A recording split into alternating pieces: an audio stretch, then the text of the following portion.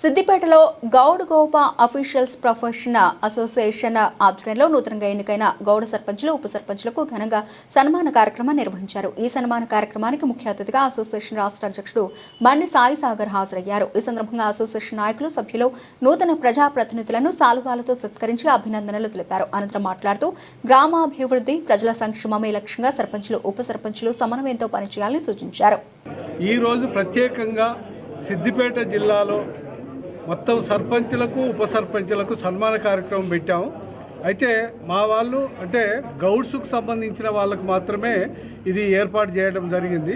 అయితే మా వాళ్ళు వార్డు మెంబర్స్గా కూడా చాలామంది గెలిచారు. అయితే అంత పెద్ద సంఖ్యను తీసుకురావడం అనేది కొంచెం కష్టం కాబట్టి సర్పంచులకు ఉప సర్పంచులకు ఈ కార్యక్రమాన్ని నిర్వహించాం.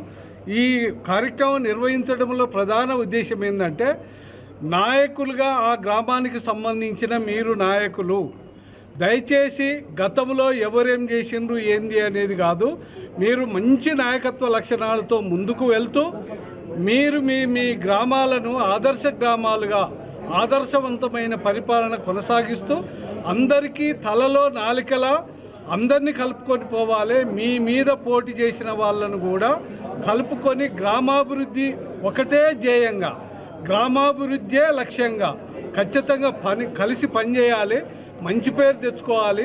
రాబోయే కాలంలో కూడా నాయకత్వాన్ని ప్రజలు కోరుకోవాలంటే మనల్ని గెలిపించినందుకు మీరేమి చేసిండ్రు అనేది క్వశ్చన్ రాకుండా ఖచ్చితంగా మాలాంటి వాళ్ళము, పేద వర్గాల వాళ్ళము, బలహీన వర్గాల వాళ్ళము, పేదవాళ్ళు నాయకులుగా వస్తే మంచి పరిపాలన అందిస్తారు, సుపరిపాలన అందిస్తారు అనేది ఒక సింబాలిక్గా నిలబడాలి.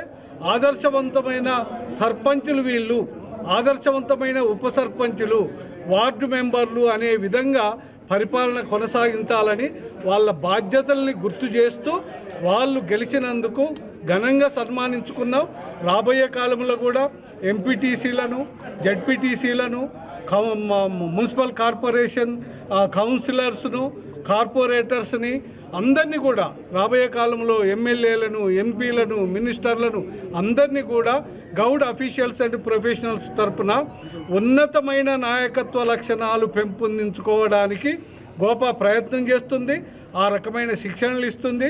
మా వాళ్ళను ఆదర్శ నాయకులుగా తీర్చిదిద్దడానికి ప్రయత్నం చేసేదే మా లక్ష్యం. అటువైపుగానే ప్రయాణం చేస్తాం.